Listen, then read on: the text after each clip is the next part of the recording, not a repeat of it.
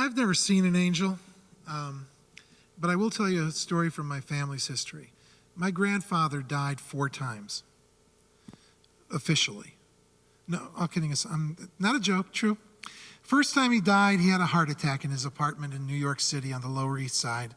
And by the time the ambulance came, they pronounced him dead. My grandmother, all 4 feet 7 inches of her, couldn't believe it, and she ran around with her hands flailing in the air, saying she was chasing the angel of death out of the house.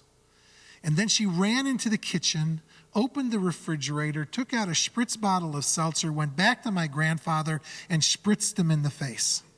And he sputtered awake. The medics swear he was dead. There was no hope of reviving him, and yet he came back to life. This happened a second time, 3 years later. Okay, same thing, except this time the medics had a doctor with them. My father was dead long enough for the police to have called the coroner to make sure there was no foul play. And sure enough, again, my grandmother comes home. She sees what's going on. She chases the angel of death out of the house, runs to the refrigerator, gets the spritz bottle of seltzer, spritzes him in the face, and he's back awake again. She will swear that she saw and chased the angel of death out of the house. Or she would have, excuse me. I don't know. On that positive note, I'm really sorry for asking this beforehand, but if angels do not have free will and demons have free will, then we are closer to the demons than we are to the angels? Well, if angels don't have free will... She said, this is a lovely question, and I'm going to argue with you. She said, if angels don't have free will and demons do have free will, then are we closer to the demons than to the angels? I think I might. When you said angels don't have free will, within Christianity, we have not historically said the angels do not have free will. I would say, if I were going to rank those, if anything, I would say the demons would have more of a chained will. They're more stuck in evil in a way that the angels aren't stuck in goodness. Do you see what I'm saying? I think the demonic is shackled to evil. Now, an interesting question that Shane Page and it's long kind of, you wonder, what are the chords you do during the day? We talked about the devil today, which was fun. He pointed out that there's a Russian theologian named Bulgakov. He's died.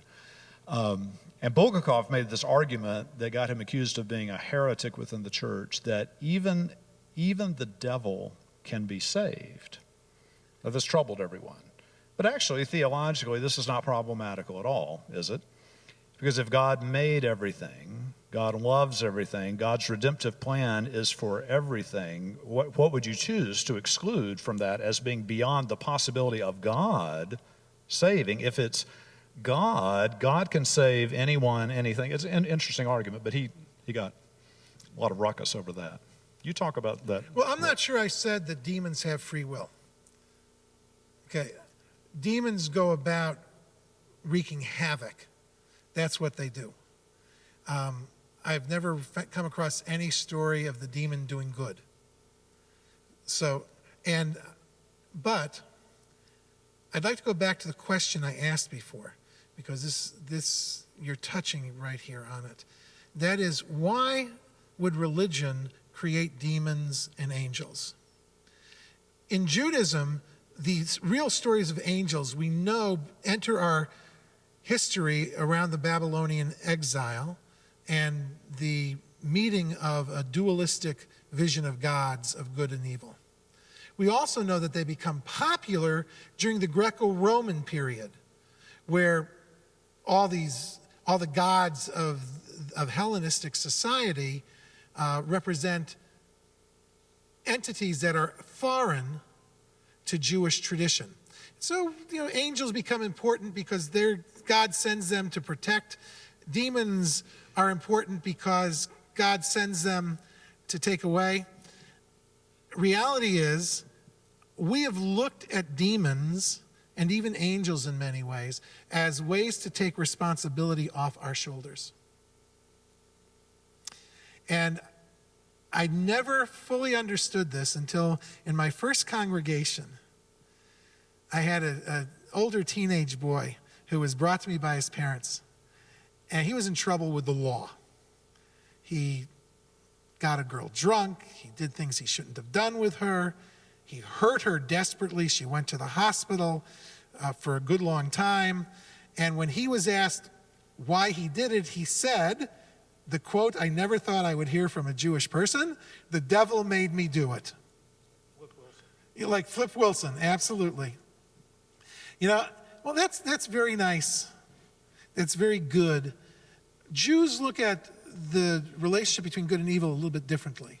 And that is that within each of us, there is a Yetzer Tov. There's an inclination to do good. We really want to do good. And there's an inclination to do bad. Gee, it would be in my self-interest to do bad. I could make a few $100,000 extra. I could get a nice yacht. But that is all internal to us. Whether you look at it as the voices on the shoulders, we make the decision, not the others. So demonology and angelology are a way of taking the conflict of good and evil out of the human realm and putting it into the divine realm, or semi-divine realm.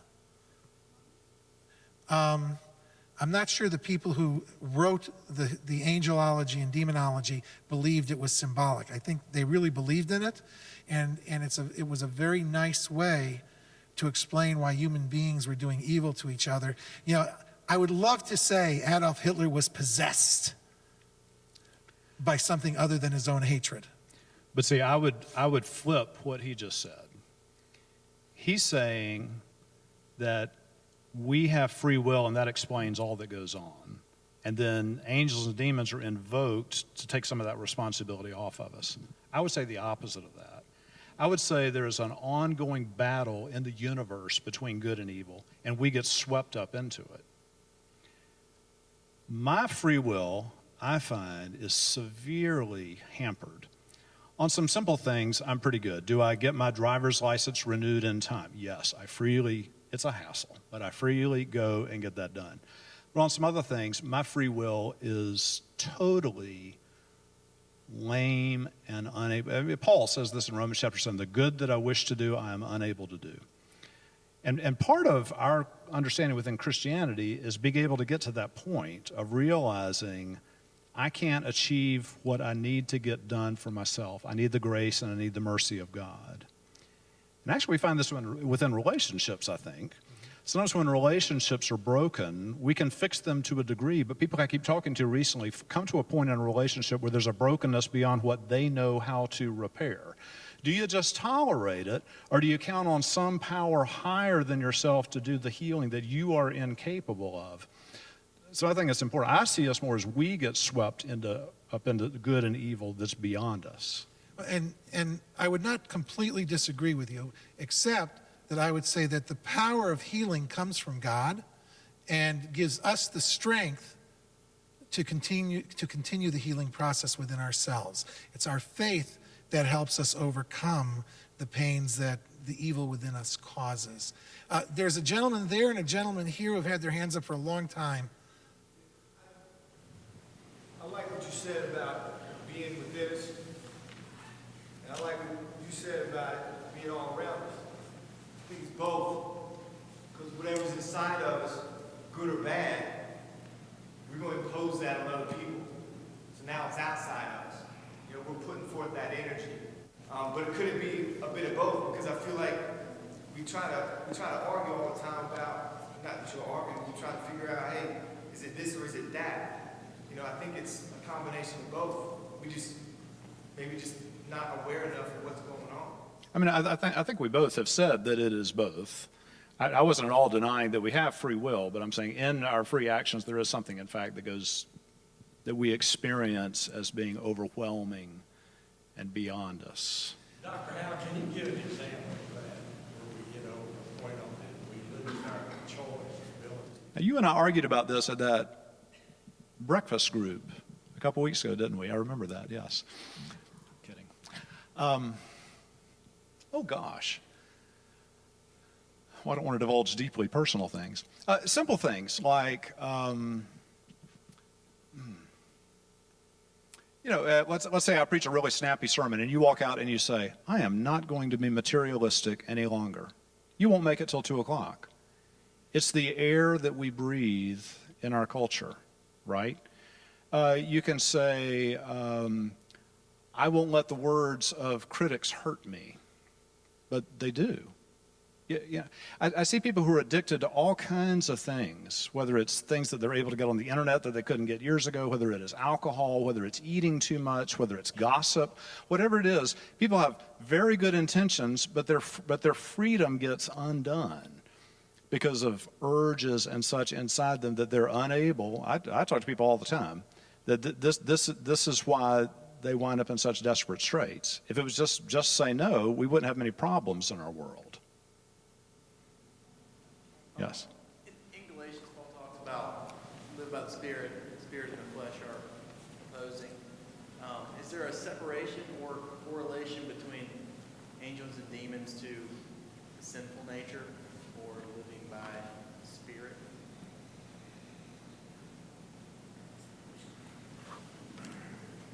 We'll have the rabbi comment on Galatians. I have several copies of it. I'm not as familiar with it as I should be, obviously. But I can address the question. As a rabbi and as a Jew, I do not believe that any human being is born with a sinful nature. I believe that we are born, we come to life when God places a soul in our body, whenever that is done, and I refuse to debate that tonight. But when we are born, we are pure. What we do with our life is our choice. We don't have a sinful nature. We don't have necessarily a good nature. We make choices throughout our life that define whether we've lived a good life or not. But that nature to do sin, I do not believe is part of the human character. That doesn't mean that there aren't people who do vastly more bad than good, but it's not because they were born with a nature to sin. Maybe they were born greedy. I'm serious. Maybe it's greed. But, a question. How many of you went to church or synagogue this weekend? Now, is that true? Do you see all these people in church? Okay. On the high holidays this year, I gave out cards to our congregation. On one side, it says, I am created in the image of God, and those are for the days you're not doing well. You're feeling low. You're not sure where life is taking you. You look at that, remind yourself that you're made in God's image. On the reverse side of the card, it says, but I am only dust and ashes.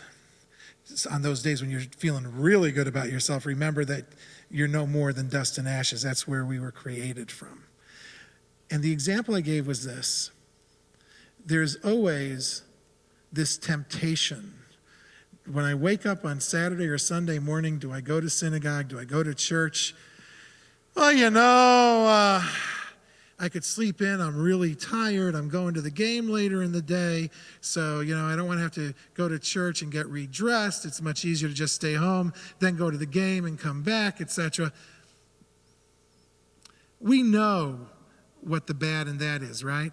But if we overcome that temptation not to do what we're supposed to do, and we go to synagogue or we go to church, we hear that same evil inclination saying, boy, are you good? You could have made the other decision, but you didn't. And of course, that's the rise of pride, which is, from our perspective, a sin.